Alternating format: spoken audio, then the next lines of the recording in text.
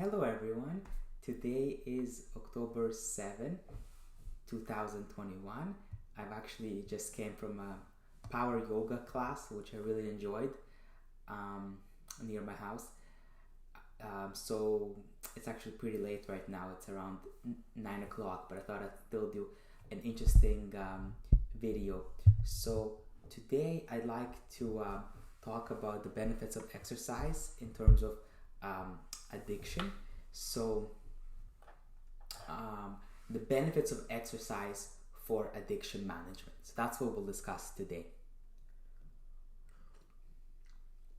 So I alluded to this a little bit in the last video, describing some benefits of exercise to manage someone's addiction. Exercise actually combats addiction, whether it's drugs or alcohol, and it influences both bottom up and top down.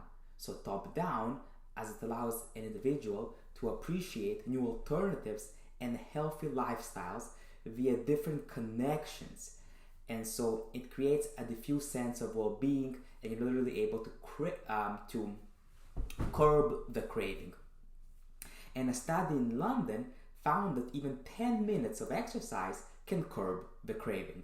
So you don't need to exercise a lot to get the benefits of exercise for managing the withdrawal symptoms of addiction, or to better manage the addiction in general.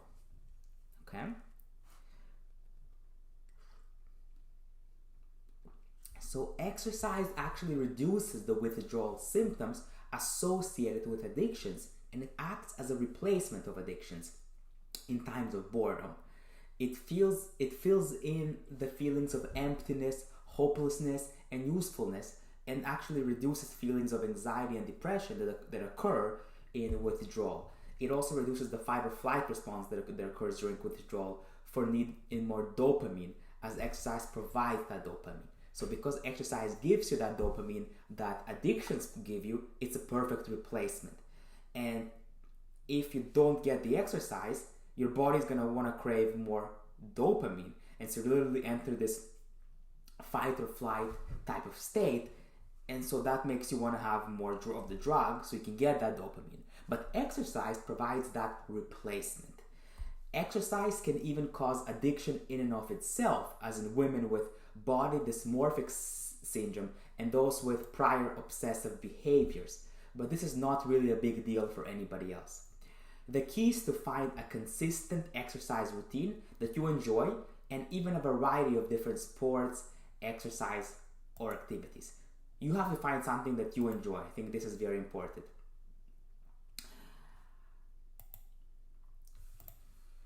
Addicts actually learn something very well. They learn their addiction. Literally, there's changes in the brain. There are strong connections, as I mentioned in the previous video, in the nucleus accumbens, which is the reward center. So you pay attention to the drug as if it's a life and death scenario. You want that dopamine, and so you focus on that drug. You have a motivation to focus on it as if it's a life and death scenario, because you want to get that dopamine. The connections are very strong. They're too strong, and that predominates other stimuli, and you can't inhibit this reflexive behavior. But exercise can offset this hopelessness and usefulness and fill in the idle time and boredom that occurs when somebody withdraws the drug. If exercise didn't take place, they would want to relapse in the drug, as if it's a life and death scenario. They would focus on it because the connections are so strong. The behavior becomes so reflexive, and that memory, as I alluded to in the previous video, is very strong. So exercise can actually fill in that gap. Addicts actually can't be happy.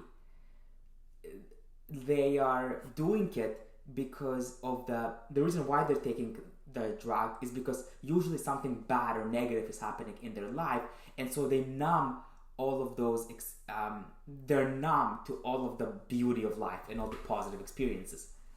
Some people are born with reward deficiency for dopamine, so they have less dopamine or less receptors for dopamine. But exercise can actually provide you more of the D2 receptors, and that helps to reduce the need for addiction because you're already satisfied with the dopamine, you have more receptors, and that's what exercise does. It creates a dopamine and the D2 receptors, so you don't need to take the drugs for that dopamine.